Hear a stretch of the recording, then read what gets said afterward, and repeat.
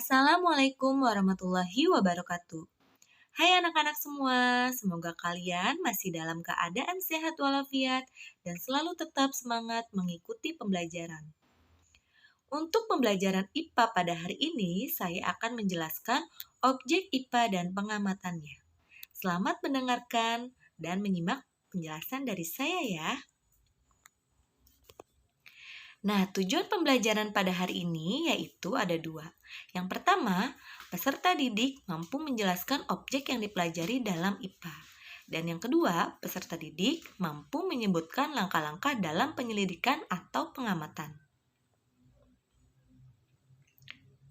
IPA atau ilmu pengetahuan alam adalah ilmu yang mempelajari segala sesuatu yang ada di sekitar kita, yaitu baik makhluk hidup maupun makhluk tidak hidup atau benda mati.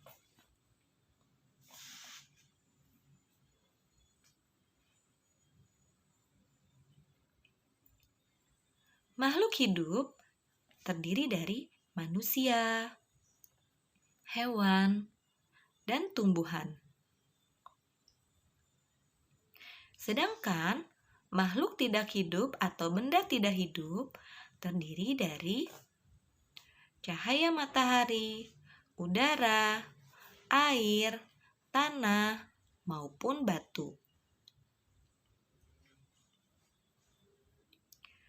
Objek IPA merupakan segala benda yang ada di alam dan berinteraksi satu sama lain.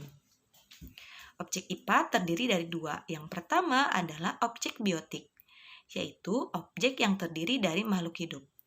Yang kedua, objek abiotik, yaitu objek yang terdiri dari makhluk tidak hidup atau benda mati.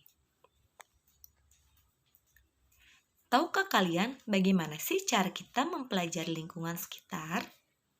Kita dapat mempelajari lingkungan sekitar dengan melakukan penyelidikan ilmiah. Nah, anak-anak, dalam penyelidikan ilmiah dapat kita lakukan dengan menggunakan 3 cara. Yang pertama yaitu pengamatan atau mengamati, yaitu proses mengamati suatu objek dengan menggunakan panca indera atau alat peraga.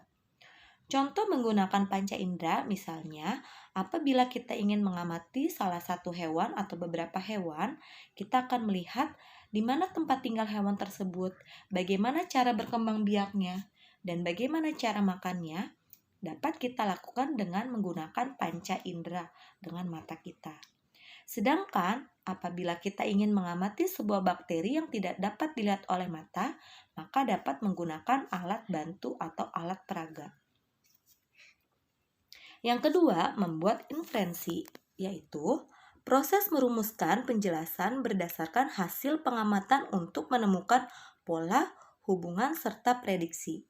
Nah, dari apa yang sudah kita amati tadi, kita bisa mengetahui di mana hewan tersebut tinggal, apa hewan tersebut makannya, dan bagaimana cara berkembang biak hewan tersebut. Yang ketiga, yaitu mengkomunikasikan. Hasil pengamatan dapat dikomunikasikan dalam bentuk tabel, bagan, kurva, diagram, ataupun grafik. Nah, contoh dari pengamatan hewan tadi dapat kita gunakan tabel. Beberapa sikap yang dimiliki oleh seorang peneliti yaitu yang pertama, harus teliti. Yang kedua, harus sabar. Yang ketiga, rasa ingin tahunya yang tinggi. Keempat, objektif. Dan kelima, harus. Nah, anak-anak, cukup sekian materi hari ini. Terima kasih sudah mendengarkan penjelasan dari saya. Kurang lebihnya, mohon maaf. Tetap semangat belajar dan jangan lupa jaga kesehatan. Wassalamualaikum warahmatullahi wabarakatuh. Sampai jumpa.